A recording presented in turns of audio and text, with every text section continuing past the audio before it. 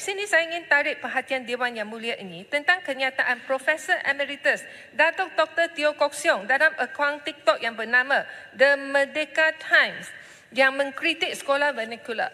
Dalam TikTok ini, beliau mendakwa orang Cina yang belajar di sekolah Cina.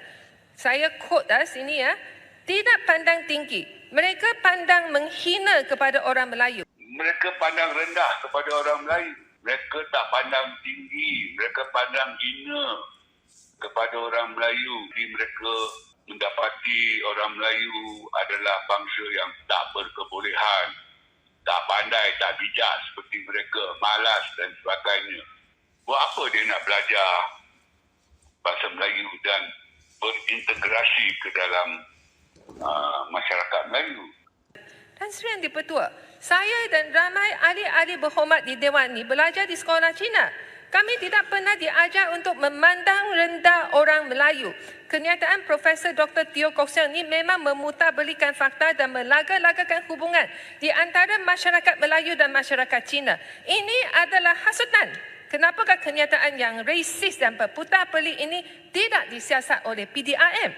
Di sekolah Cina hari ini, guru-guru dan pelajarnya terdiri daripada pelbagai kaum. Mengikut jawapan Parlimen Kementerian Pendidikan pada 10 November tahun 2020, ia menyatakan terdapat 15.33% pelajar Melayu pada tahun 2020 dan peningkatan berbanding dengan 10 tahun yang sebelumnya adalah 6.18%, manakala pelajar India adalah 2.75%. Pada tahun 2020, dalam suasana yang multiracial dalam sekolah rendah Cina ini, macam mana murid-murid Cina boleh memandang rendah dan menghina Melayu?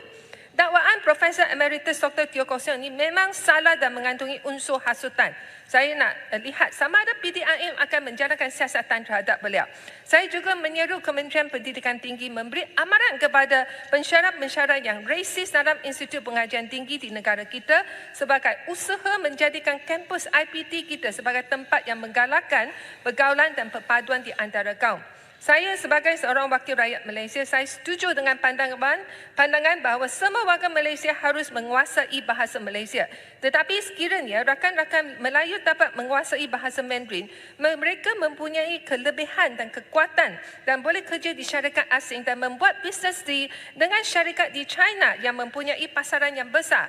Seperti penyanyi Malaysia terkenal Sheila Hamzah. Beliau berjaya menjadi penyanyi yang terkenal di negara China kerana beliau dapat menguasai bahasa Mandarin.